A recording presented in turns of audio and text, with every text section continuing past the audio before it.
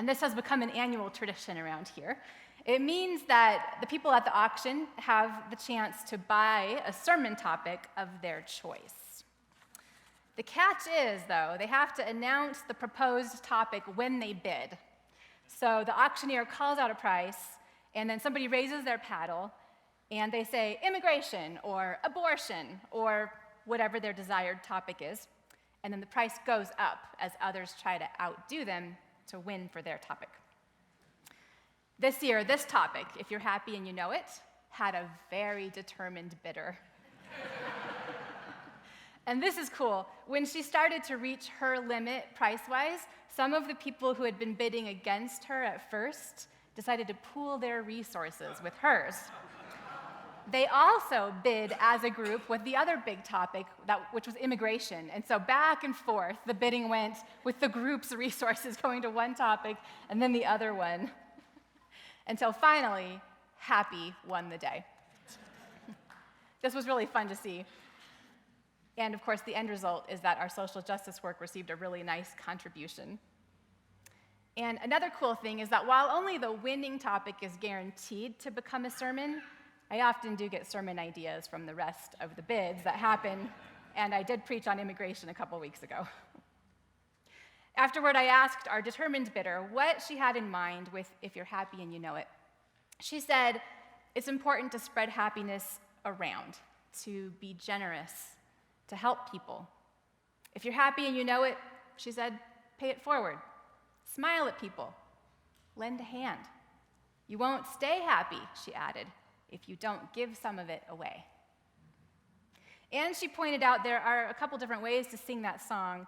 You can sing, if you're happy and you know it, then you really want to show it. Or if you're happy and you know it, then you really ought to show it, which kind of sounds like this. Or if you're happy and you know it, then your heart will surely show it. And she likes that last way better, the heart way. I like it too. It makes some intuitive sense that true happiness will just surely show, right? It'll just flow from our hearts, and we will engage this world from that with energy and with love. But I also wonder how we would define happiness. How do we even go about that? I mean, are you happy? Some of us are going through some hard things. This world is a hard thing. Even just being human is a hard thing. And the systems of oppression we find built all throughout our society make it all harder and uglier. So what is happiness? Is it a feeling that makes you smile? Is it getting what you want? Does it come from being in control? Does it have to do with success?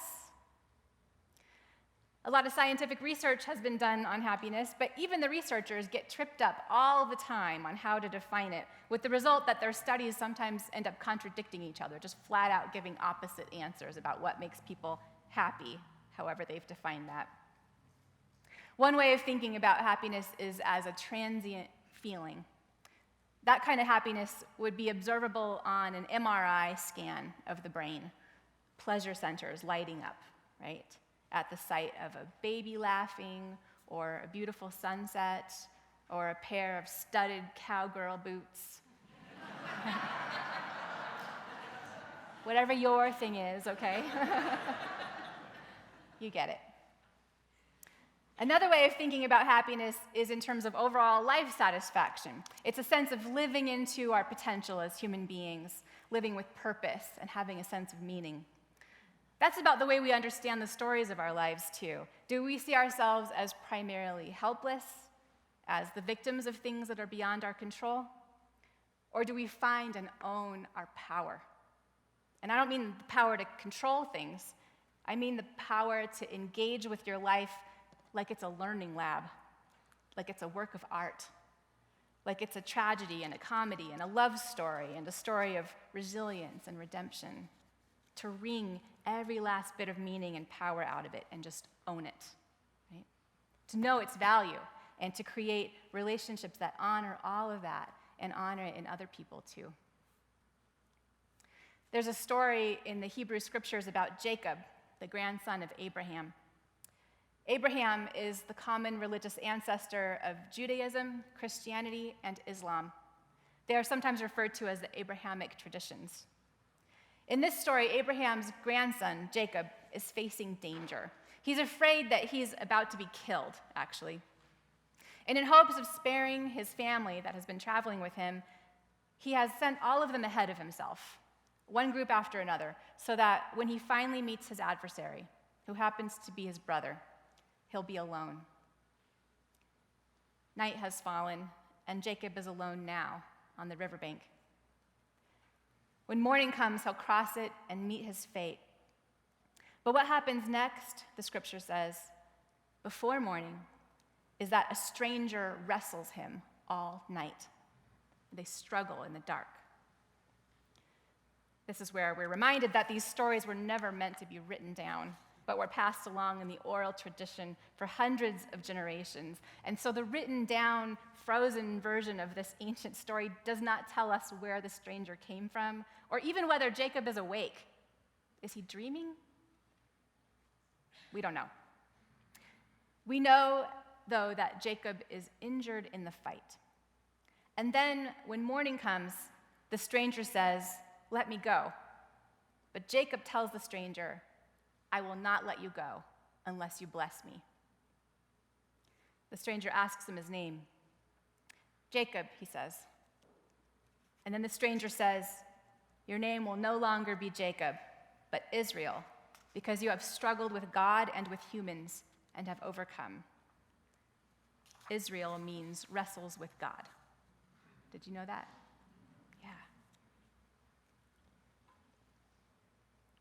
Afterward, Jacob feels certain that the stranger was God. "I will not let you go until you bless me." That is an approach to life suggested in these ancient scriptures. It's an approach to fate and to all the trials of humans and humanness. It's an approach that develops meaning-centered kind of happiness. To insist on being blessed by struggle is not to say of our suffering, "I'm glad this happened," but it is to say, "This happened and I grew," or "This happened and I discovered the love and support around me," or "my inner strength," or maybe even, "This saved my life somehow." Two kinds of happiness: meaning and pleasure. Now, what science ends up affirming is what most of us would probably guess, which is that neither of them works very well without the other one, actually. People who have a deep sense of purpose and meaning, but no pleasure in life, they're not that happy. And people who experience a lot of pleasure, but lack a sense of meaning and purpose, not very happy either. We need both. Our culture is funny about pleasure. On the one hand, it sells pleasure. We are taught that it's something we should buy, right? We are surrounded with ads for it. Ads that, for the most part, feature thin, white, young people, well-dressed, with perfect teeth, which conveys a pretty strong message that pleasure is for certain people. And on the other hand, the culture is very suspicious of pleasure, too. We speak of relatively small, harmless things as guilty pleasures. And the word hedonism, which means pleasure-seeking, has a very negative connotation. In her book, Pleasure Activism, okay, the scholar and activist Adrienne Marie Brown describes pleasure as a beautiful, necessary part of the most meaningful and powerful kinds of social activism. She writes especially for those who've been taught that they are not white enough, thin enough, rich enough, male enough, gender-conforming enough, able-bodied enough, etc., to experience pleasure. Those who've been taught to feel shame instead. But her description of pleasure and joy and authenticity and delight in relationships that are powering and fueling and really transforming the work of social justice also just sounds really happy to me in that both-and kind of way. Pleasure and meaning. So that's who I thought of right away when our social justice auction brought the topic, "If you're happy and you know it," to the pulpit. I think the question that I asked earlier, are you happy, is a trick question. Happiness is not an either-or kind of thing. It's not like you either have it or you don't. We have it by degrees. We have it in different balance at different times in our lives.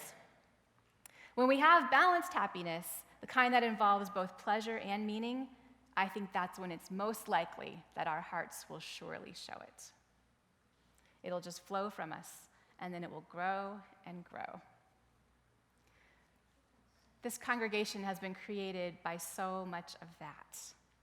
That's why this is the kind of place where a third grade girl told her teacher, "This is the only place I can be myself." And then she became a leader. A place where there's radical love and radical soul-nourishing work and 12 ukuleles, right? And I understand there's actually 17 ukuleles overall. They're just not all here at once. A place with meaning and pleasure and hard work and joy, right?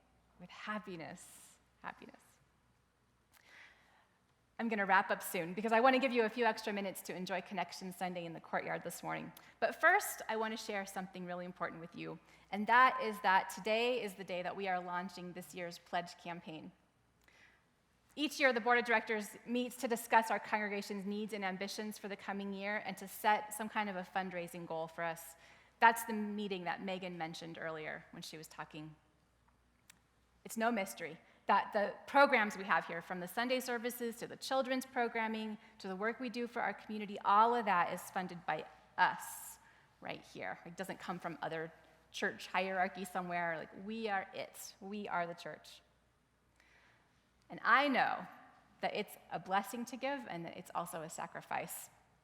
So it's with that knowledge that your board and I grappled with the plan for next year's budgets. We have asked so much of each other in this congregation, and this congregation, you have been so incredibly generous.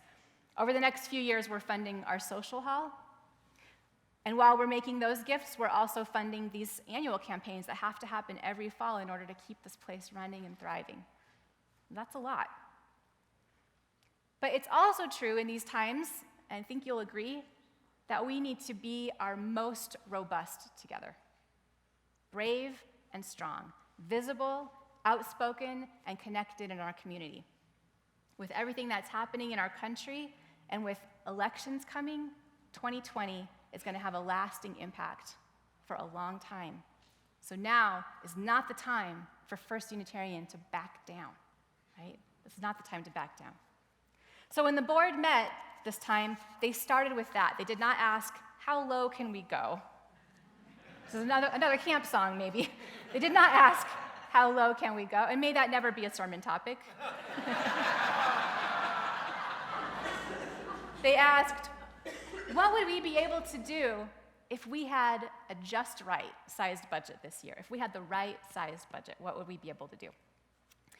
The other day, somebody called First Unitarian a one-stop shop for everything her family holds dear. I like that. Community, justice, equality, love.